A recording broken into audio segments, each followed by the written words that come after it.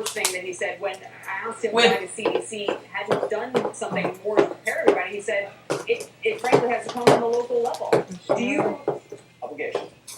Wilson or news White House correspondent Kristen Welker. Kristen, okay, my sweeties, it's time to go I can tell you that President Obama was in the middle of a meeting with his national security team at the State Department when he learned about this shooting in Washington. That meeting just wrapped up, and he's heading back to the White House now. There is a sense here at the White House among senior administration officials, not again. They are watching this unfold, monitoring the developments, as is the rest of the country in horror. 7 pink. Some fries like chefs and gourmets. First took office, of course, one of the most notable ones was back in December of 2012. That was the shooting at Sandy Hook Elementary School, which claimed 20 young lives, 20 elementary school children were killed in that shooting. And of course, you'll recall after that, President Obama called for stiffer gun laws. That never went anywhere in Congress. In terms of hearing from President Obama, there is no sense that we are going to hear from him at this point in time. But again, he continues to monitor these developments, as does the rest of the White House. And again, Ari, there's just a sense that this has happened too frequently. And that this is becoming an all too familiar and horrific scene here that are across this country. So we anticipate some type of reaction from President Obama, I expect. Whether this, and here we are going into midterms. You talk to officials in both parties about the political landscape for this. The third highest spender in the midterms right now, according to Wesley's Media Project, is the NRA Political Action Fund. Whether they are on the air advertising or on the ground. Covering, of course, some folks in Washington talking about their background check as an initiative in 2 weeks. The NRA is not silent here. They are out there continuing to press their case. They don't think more legislation or federal legislation is the answer. The president's team has repeatedly disagreed with that. That's right. And in the wake of the Sandy Hook shooting, you will recall that President Obama came out with some very strong words. Some of the legislators, the members of Congress who voted against the stiffer gun laws were facing re-election. Democrats facing re-election in these midterms. So it is politically very difficult. You can't even! This administration really didn't revisit imposing stiffer gun laws. But you did have those families, those Newtown families, who continued to press the case. We, on occasion, have heard from President Obama about the need for expanded background checks, for needing high-capacity magazines, and those sorts of things. But politically, Ari, you're right. There is so much opposition, particularly from the NRA, to actually getting stiffer gun laws passed that it is hard to see it happening and hard to see it becoming an issue again when we are so close to these midterms, and of course Democrats fighting to hold on to the Senate. Certainly, and as we reported, it may be an issue there in Washington State that they already have something, but it's one issue in a lot of other places. NBC's Kristen Welker, thank you for your reporting. After the break, we're going to discuss that other breaking news story, the big story that has dominated today before this shooting. New York Governor Andrew Cuomo holding a press conference on the American doctor that is being treated for Ebola that's here in New York City. We'll have an update on that for you next on Now. Time to zack some blood.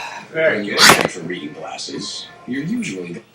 After an attack by a man wielding a hatchet, a surveillance camera caught the moments before yesterday's assault. The man shot one officer in the head and a second one in the arm. The suspect was then shot and killed by two other police officers. Police say they don't know what prompted the attack. In Texas, a unwanted child is now subject of a custody dispute. It began Wednesday when a 2-month-old baby was left inside a post office lobby. A day later, 2 people showed up in court to claim the baby. One said she was the boy's mother, fresh the other said blood. Because it she tried to grab. The family situation is surreal. 7 people were injured in Northern California after a 56-year-old woman accidentally accelerated her car, plowing it into a restaurant. Police say 2 of the people have serious injuries. They say alcohol was not a factor. A losing scandal has ended football season for high school in Pennsylvania.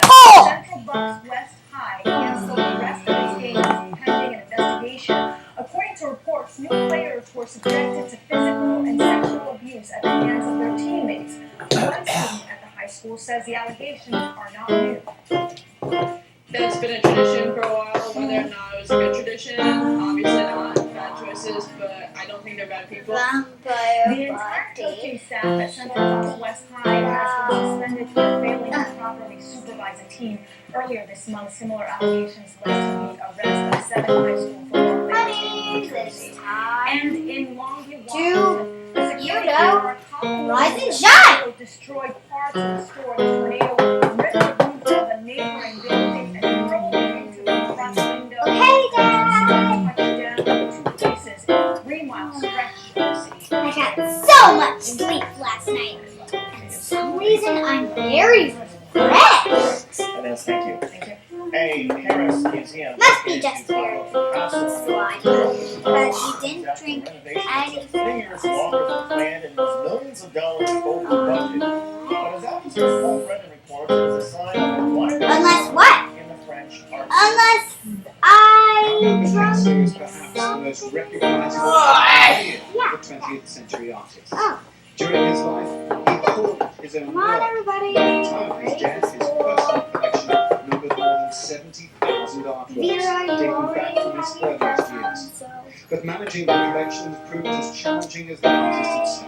let me just The get renovation my of Paris's phone. Picasso Museum has taken 5 Hey, turbulent years. buzz. Nearly $30 million more than originally budgeted.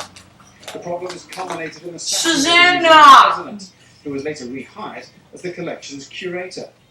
Now, one of the new Okay, museum I'm presidents done. prefers to look Now to the head future. school, my My dear. hopes is to make this museum alive. Not to make it like New York officials urge everyone here to stay calm.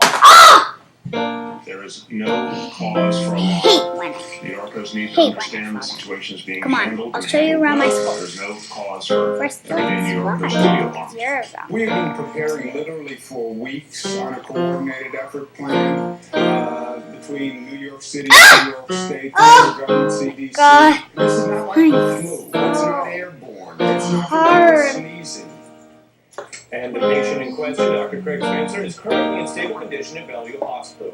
We will continue to bring you updates on his treatment. There are a few things that are important to remember here. First, unlike the situation in Dallas, New York City has, as your governor Flying is mentioned, such a better way to the get around. possibility of an Ebola patient all the way back to July. And just this Tuesday in New York, You know that, you can don't see you? here thousands of healthcare workers gathering and learning precautions for handling potential Ebola patients. They were taught how to put on and remove that required protective clothing. Bellevue Hospital, where Dr. Spencer is now being treated, was designated Come on, already we're almost as there. the chief treatment center for potential Ebola cases if they did arrive in New York. Okay, we're there. The city had been taking plenty of precautions, putting one person in isolation in a city hospital Oh, hey, sis. every single day, on average for the past 6 weeks. Zero. The reason why officials are confident that this will be contained? Well, the healthcare workers who have been treated for Ebola in the U.S. have been declared free. Now, today, Nina Pham, for example, that Dallas nurse who was infected several weeks ago, even met with the president at the White House just hours Come on, after I'll she show was you declared around. Ebola-free and released from that hospital in NIH. These are the rivers. They are the weirdest kids in school, and they're So always as we talking keep all this about. context in mind, none of the people infected in the U.S. actually contracted the virus from a public health place from the things people are worried about. On the subway, Kick 'em over! Kick 'em over! Kick 'em over! who have contracted Ebola have done so because they were actually in contact with someone who was infected with Ebola in the center of the epidemic in West Africa, where the death toll is now nearing 5,000 Ebola victims and almost 10,000 total cases reported. The WHO says that by December we can see 10,000 cases a week. And joining me now is NBC News. So yeah, electrical forces are really powerful.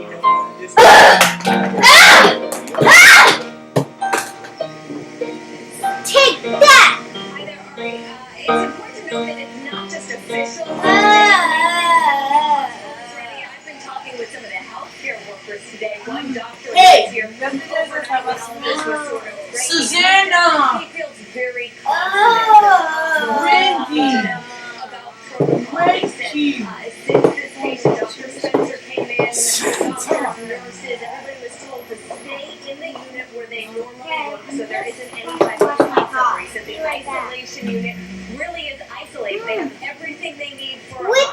time for that.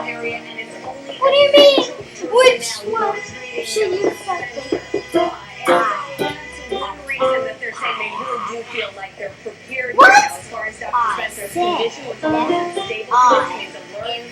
He has been speaking. He's been talking about where he was kind of reconstructing the past few days because there are those public concerns, whether validated or not, that he was out and may have possibly been able to spread. So they're trying to reconstruct and give the public this timeline about when he was on the subway and then reassure them that that's the check. There's no possible way to get people from the subway. That's what we're hearing from the MTA. That bowling alley where it was, that's being cleaned and is going to reopen, and they're reassuring people that they're not going to get people from a bowling ball. So they're kind of going over Delicious. what happened when he was in West Africa, perhaps to learn a little Hey, more about hey. So much stronger.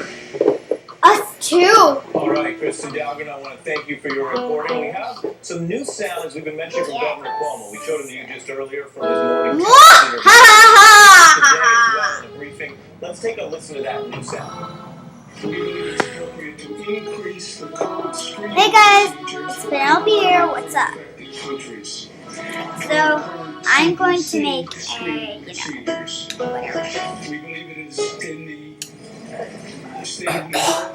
And the move I'm going to do is